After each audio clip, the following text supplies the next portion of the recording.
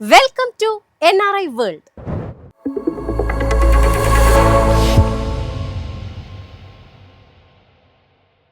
UK-യിൽ ഒരു ബിസിനസ് തുടങ്ങാൻ ഉദ്ദേശിക്കുന്നുണ്ടോ? ഈ വിസ നിങ്ങൾക്ക് ഉപകാരപ്രദമാകും.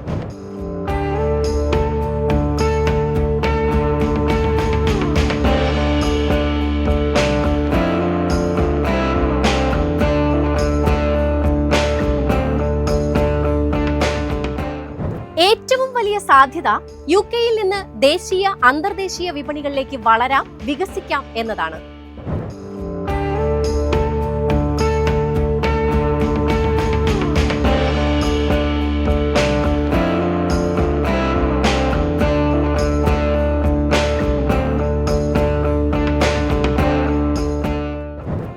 സംരംഭകർക്ക് UK ബോഡിയുടെ അംഗീകാരം ആവശ്യമാണ്. നവീകരണം, പ്രവർത്തനക്ഷമത എന്നീ മാനദണ്ഡങ്ങൾ പാലിക്കുന്നുണ്ടോ എന്ന് ഈ ബോഡി വിലയിരുത്തും. 12 മാസത്തിലും 24 മാസത്തിലും വിലയിരുത്തൽ നടക്കും. അംഗീകാരം പിൻവലിച്ചാൽ വിസ വെട്ടിക്കുറയ്ക്കപ്പെടാം.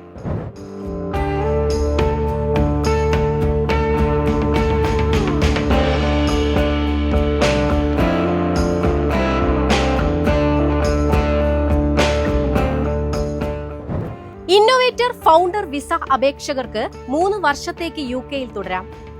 മറ്റൊരു വിസയിൽ നിന്ന് മാറുന്ന UK നിവാസികൾക്കും ഇത് ബാധകം. സംരംഭം വിജയിച്ചാൽ 3 വർഷത്തിന് ശേഷം അനിശ്ചിതകാല വിസയ്ക്ക് അപേക്ഷിക്കാം.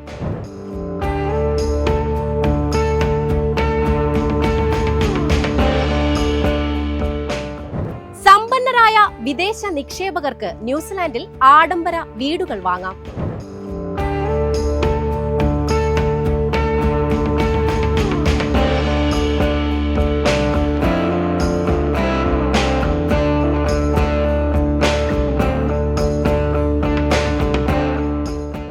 ഏപ്രിലാണ് വിദേശ നിക്ഷേപക കുടിയേറ്റ വിസ പുനരവതരിപ്പിച്ചത്.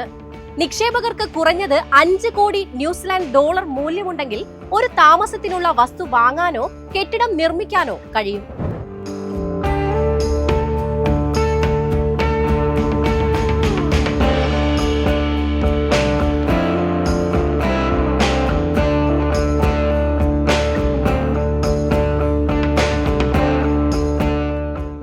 കഴിഞ്ഞ 6 മാസത്തിലധികമായി ന്യൂസിലാൻഡ് സമ്പദ് വ്യവസ്ഥ ദുർബലമായി തുടരുന്നതിനാൽ വിദേശ നിക്ഷേപം ആകർഷിക്കുന്നതിനുള്ള ശ്രമങ്ങളുടെ ഭാഗമാണ് ഈ നീക്കം.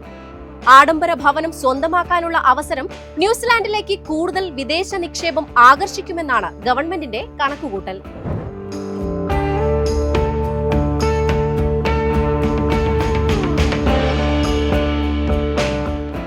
കുവൈറ്റിൽ സ്വകാര്യ മേഖലയിൽ സ്വദേശീവൽക്കരണം വർദ്ധിപ്പിക്കുന്നു. പുതിയ നിർദ്ദേശങ്ങൾ പുറത്തിറക്കി അധികൃതർ.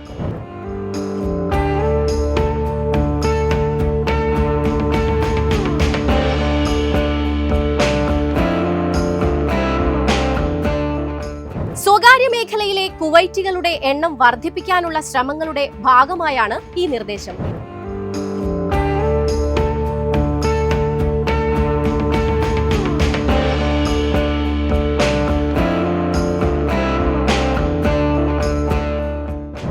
സ്വകാര്യ മേഖലയിലെ ജോലികൾക്കായി സ്വദേശി യുവാക്കളെ സജ്ജമാക്കുന്നതിന് പ്രത്യേക പരിശീലന പരിപാടികളും പുതിയ നിർദ്ദേശത്തിലുണ്ട്.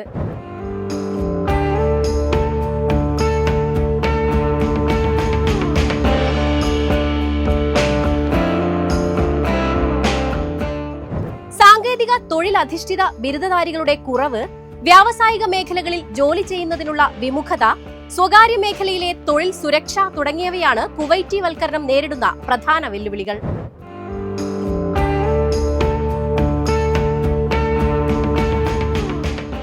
ഗൾഫ് മേഖലയിലെ ഔദ്യോഗിക വിവരങ്ങളുമായി NRI ഡെസ്ക്.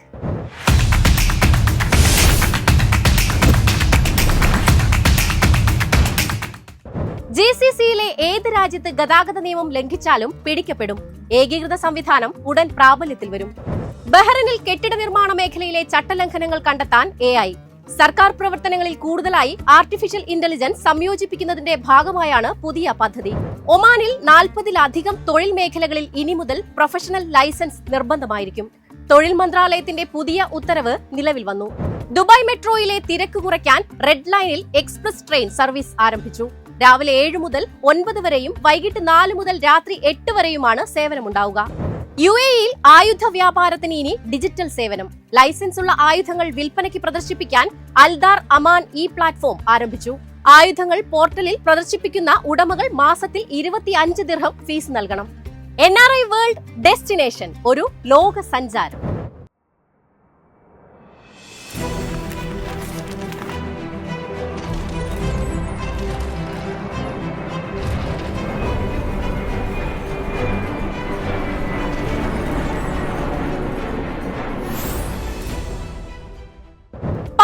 പണിതിട്ടും പണി തീരാത്ത ഒരു പള്ളി യൂറോപ്പിലാണ്.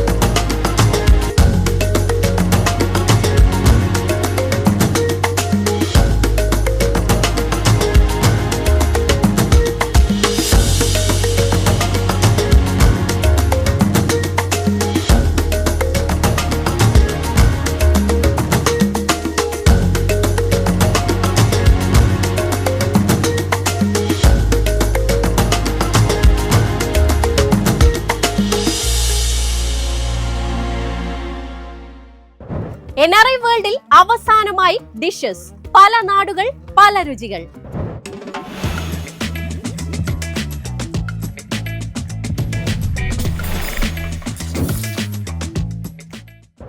ഇംഗ്ലണ്ടിന്റെ ദേശീയ ഭക്ഷണം ഒരു തരം പുഡിംഗ് ആണ്. കാണാം ഡിഷസ്.